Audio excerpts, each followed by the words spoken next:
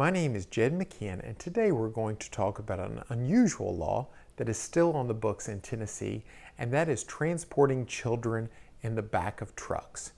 So that's something that was fairly common 15 years ago, is to see children in the back of trucks riding to and from places. Well, that's actually illegal in Tennessee. Under Tennessee Code Annotated 55-189, it is a Class C misdemeanor to transport children under the age of 6 on any road in the back of a truck.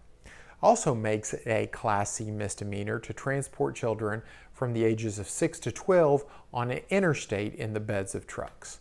There is an exception to this, in that if the children are participating in a parade and are in the back of a truck, and that vehicle is moving 20 miles per hour or less, then that is okay for them to be in the beds of trucks. Well, most of all of this is irrelevant now, because there are so many laws regarding keeping kids in safety harnesses and children's seats in the back seats of vehicles up until they're 40 pounds or certain ages.